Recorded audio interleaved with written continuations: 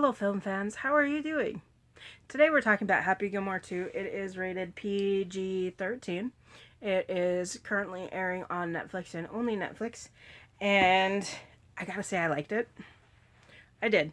Um, I grew up in the 90s and early 2000s, and that's when Adam Sandler was really big. And so I remember watching the original Happy Gilmore and cracking up about it. Um, And what's funny about this is they do have like flashbacks to when Happy was younger, and they actually had Happy Gilmore shots that they could impose there, which is kind of fun because usually nowadays when people have like flashbacks and they need themselves to look younger, they CGI their faces so it looks off but not completely off. This is actual flashbacks. And I really enjoy that. I will say there were a lot of flashbacks and a lot of callbacks. But again, like this is such a nostalgic film for me that I was okay with it. As someone who was not as nostalgic with it, you might not be as happy about it. There were a lot of the iconic Adam Sandler things, a lot of the stars. I love that his whole family was in it. His wife was an actress in it, and his two daughters were also actresses in it, and it was really sweet. Like I truly enjoyed that.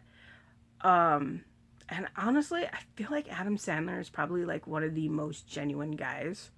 That like once you're his friend, and he has your back, and that comes across in his films, and I'm here for it. Like I will always support Adam Sandler for that reason.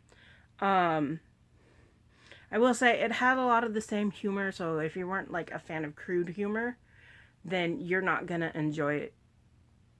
But like I didn't find it as crude. Again, this was like 90s crude. So like today's crude is not the same as back then crude, and it's back then crude, which is a really weird thing to say. Like it's the same sense of humor as when he was in the 90s. And so again, that made it nostalgic for me, but as someone who's not used to it, um they might not like it as much. I will say I do think younger fans, not like kids, but people younger than me, people born in the 90s could enjoy this one just as much as people who grew up with it. Um, there is. So the whole storyline, if you watch like a trailer, it talks about how golfing is going to change, how this one person wants to change golf.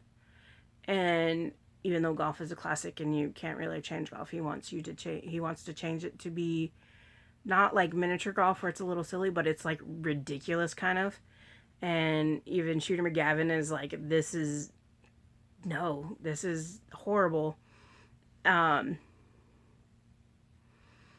so when the bad guy from the first one is like, you're a bad guy, and then you know the bad guy is doing something utterly ridiculous. And when they finally introduce what he has done to golf to change it, you kind of sit there and you're like, that would have never worked.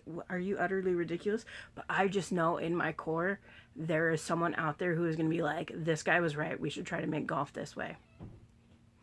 Um, Fantastic characters.